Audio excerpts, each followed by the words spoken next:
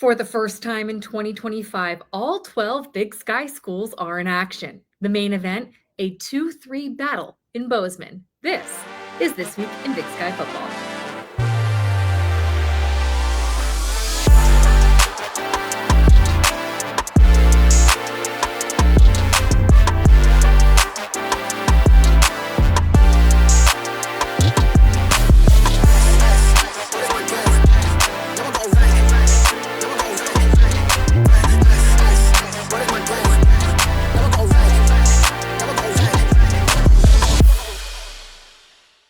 Welcome in to another episode of This Week in Big Sky Football. I'm Megan Robinson. Get ready for Gold Rush in Bozeman as Montana State opens their home season slate on Saturday against number 2 ranked South Dakota State. It's only week 2, but this matchup could have major playoff implications come late November. For more on this game, let's bring in Bobcats head coach Brent Vigen. Coach, you opened your season against a tough FBS opponent in Oregon. What were the biggest takeaways from that game? Well, in a game like that, your time and ability to make too many mistakes is very, very limited. And, we found ourselves down in a hurry. I think for our guys to be tested in that regard, I would say at the highest level has to be the takeaway. I think our guys kept competing. We put ourselves in position to make more plays, I guess, as the game went along. But ultimately, the takeaway is we lost the game. I hope we learned a lot. And, a bunch of our guys grew up. Sometimes in losing, you learn more. And particularly these early games where you have plenty of inexperience and guys need that experience. And, to have it come against one of the very best teams in the country, that's got to mean something. And I think it did. And, the result of that will hopefully be a much better, just not effort so much, but just execution here in week 2. What's been the focus at practice this week preparing for a number 2 FCS team in South Dakota State? How can we execute better regardless of who we play? And I certainly have a great deal of respect for this opponent. Beyond their success, we've played them 3 times in the last 4 years. I think our guys are fully aware of who they are as an opponent. Very impressive first game for them. We have to practice really well. We have to play really hard, play really smart, because this is a really good opponent in South Dakota State. You're talking about playing well. One of your guys who did play well on Saturday was Taco Dell, career high 107 receiving yards. How can a career day against a top 10 FBS opponent help his confidence as we move forward in the season? Well, I think Taco is a confident athlete already. But a day like that, I think when Coach Sturbeck got here, I think he clearly recognized that Taco's a guy we got to get the ball more to.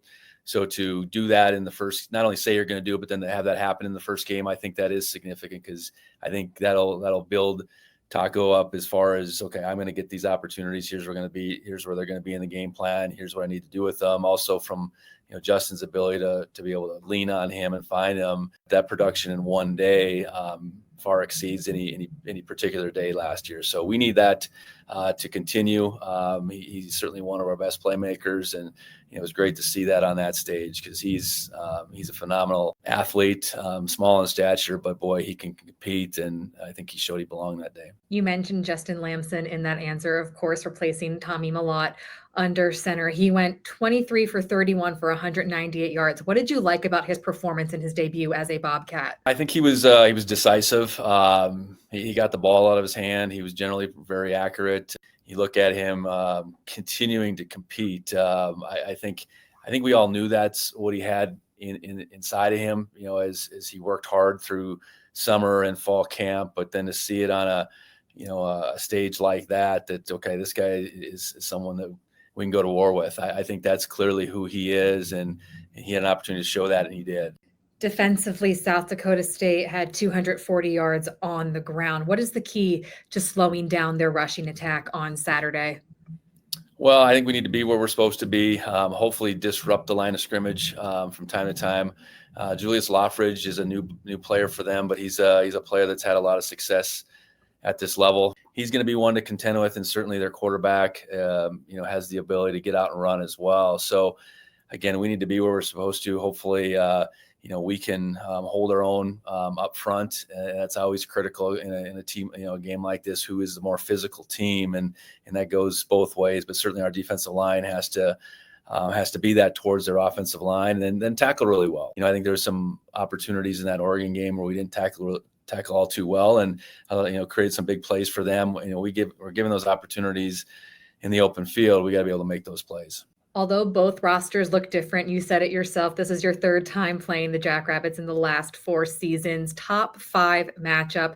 What kind of identity check can a game like this give you week 2? Well, I think it's a tremendous opportunity. Each and every year you don't get this preseason, I guess, non-conference opportunity to play a playoff team. I know we've played them a couple years back in the non-conference, but you don't get these every year. So when you have them, it's certainly a great measure. It's not going to make or break either one of our seasons, but at the end of the day, we need to make progress. It is just game 2, so to get too far ahead and all what it's going to mean down the road, is too early by any means. But to be able to measure ourselves against one of the best programs in the FCS is, again, a great opportunity for us. And I'm certain our guys are going to be excited and ready for that challenge. Ty Diefenbach was dazzling in his Cal Poly debut. Hear from the Offensive Player of the Week next.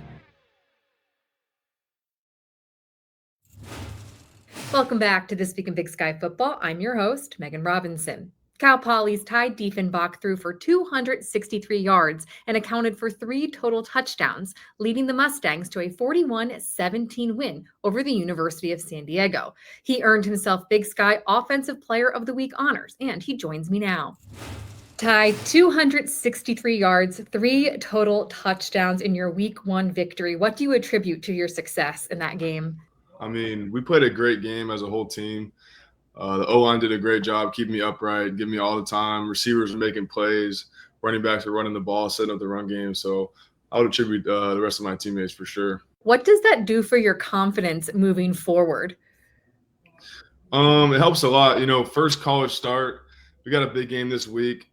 It just shows that I can play confident now. Got all the jitters and the nerves out in week 1. I'm just ready to go. Mustangs 1-0 after that 41-17 victory. You mentioned the big matchup this week coming to Utah. How does that win set the tone for where you guys want to be throughout this season? We preach starting fast throughout fall camp. We need to start fast as an offense, and we did.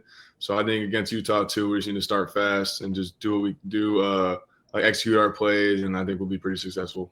Michael Briscoe, one of your receivers on the receiving end of 2 of your touchdown passes. How would you describe the chemistry between the 2 of you?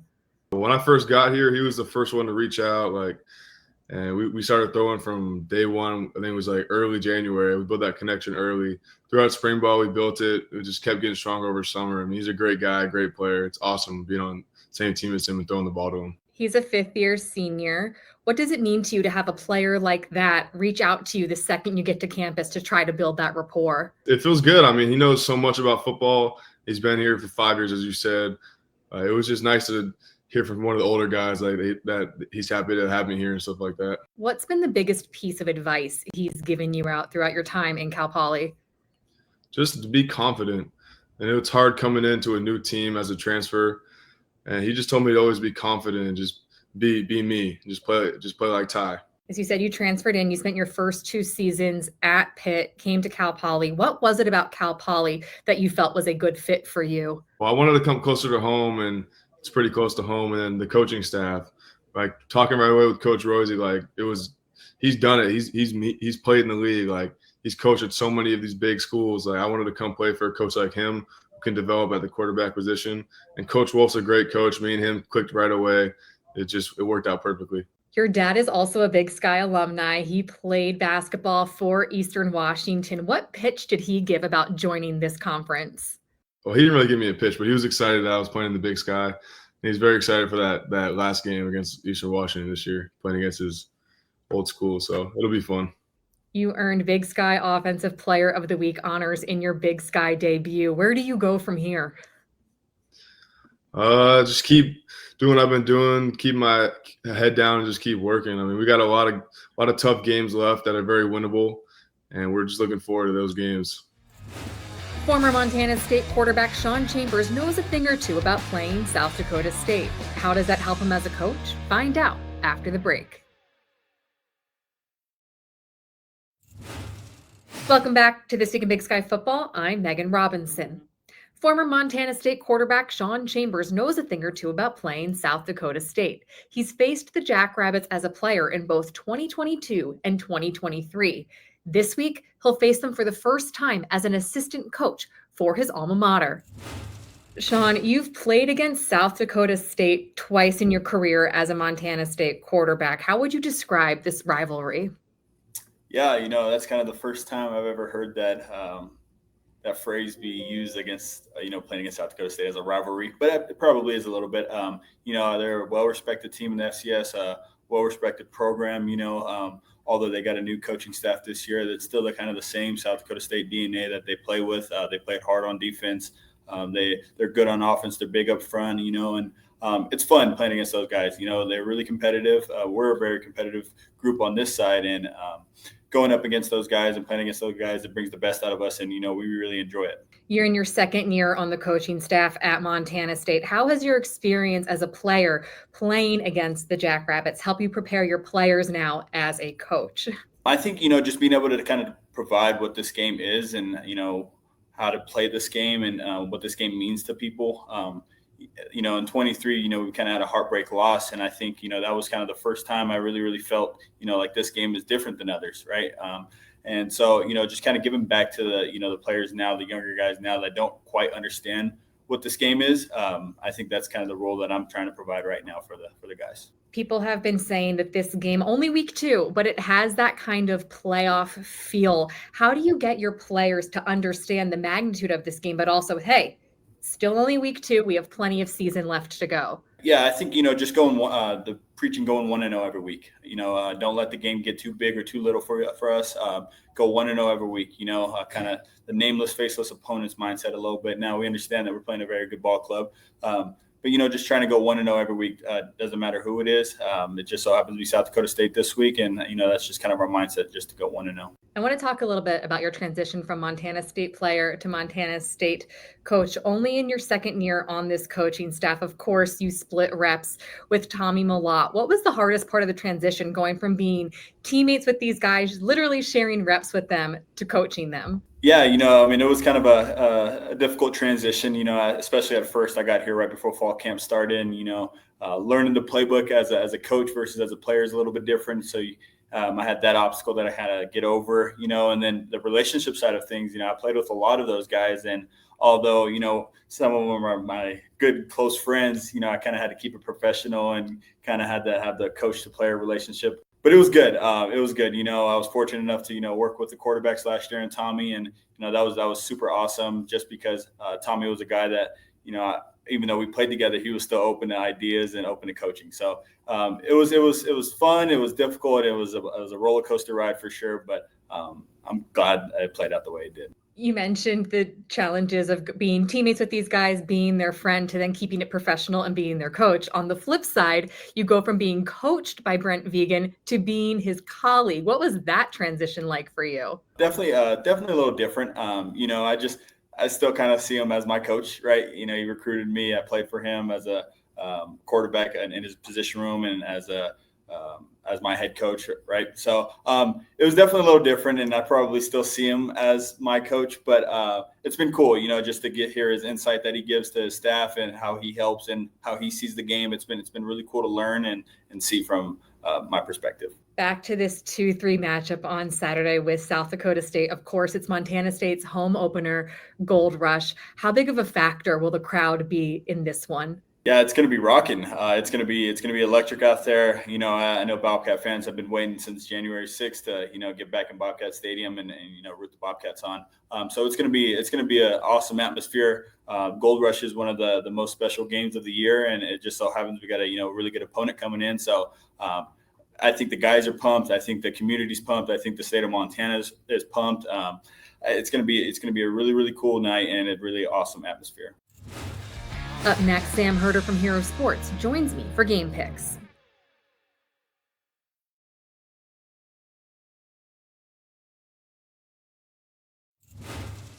Welcome back to This Week in Big Sky Football. I'm Megan Robinson, joined now by Sam Herder from Hero Sports. He's going to pick some games in just a minute. But first, Sam, I want to talk a little bit about Montana State's matchup with Oregon from this past weekend. Kind of hard to gauge what we can expect from the Bobcats going forward. However, what were the few positives that you took away from that game week 1? I think we got a glimpse of what might be somewhat of a new look offense for Montana State. Obviously, the Cats are still going to rely on their really good offensive line and their deep stable of running backs, but I think you're going to see a little bit more passing from Montana State. Some kind of quick hitting passing game, more efficient, throwing. And I think we saw that with new starting quarterback Justin Lamson after he went 23 of 31 for 198 yards. Obviously, a very efficient day there. So it'll be interesting to see how that carryovers against FCS competition, where they certainly are going to be able to run the ball much better than what they did against Oregon. But you couple that power rushing attack with that quick hitting passing game, I think it will be very fascinating to see how that stacks up against FCS competition. Of course, their first FCS matchup is this weekend, hosting number 2 South Dakota State. I'll get your pick for this game at the end of the show. It is a 2-3 matchup. How important is a win on Saturday if Montana State wants to be one of those top 8 teams who receives a bye come playoff time? Yeah, I think this is very crucial, especially with an 0-1 start. Now, losing to Oregon, you don't get punished for that, but it is one less Division I win than what South Dakota State has right now, what NDSU has right now. And so if you lose this game to to South Dakota State, again, it's a quote unquote quality loss. Like you lost to Oregon, you lost to South Dakota State. Those are 2 really good teams, but you're still sitting at 0-2.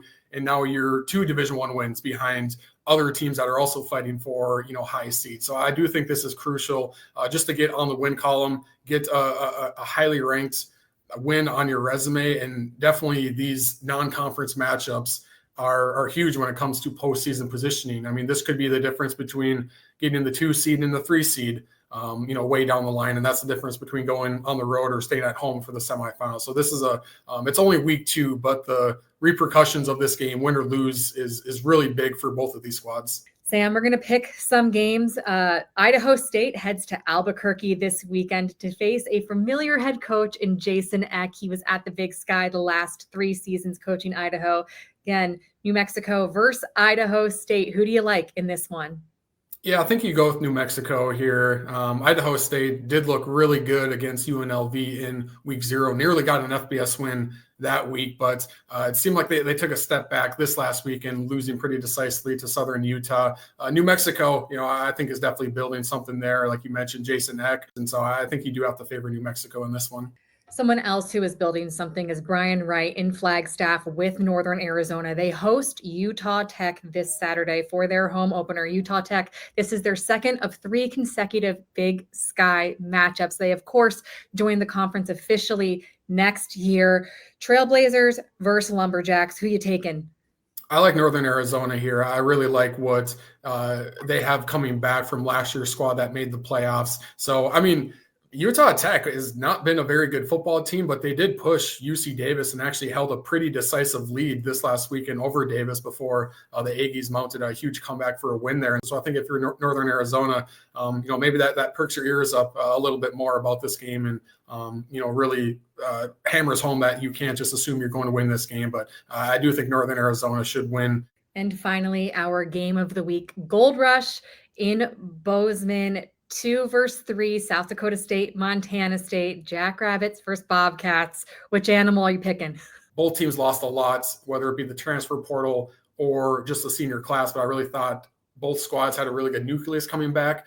South Dakota State looked better than I expected this last week against Sacramento State, but again, maybe Sac State's not that good. Maybe they are better than we expected. We just don't know. So really tough to gauge both squads here. I do favor Montana State and we'll pick them to win. I do think they look like they're about the same on paper, just matchup wise, but with this being at home, I do think that gives Montana State the edge. That crowd noise can push you over the top, whether it's a big 3rd down stop or you get a key turnover and you're just feeding off the crowd and your offense goes down and scores to go up, 10 points instead of 3 points. So I do think that home crowd just narrowly pushes Montana State over the edge here in what I really expect to be a really close game.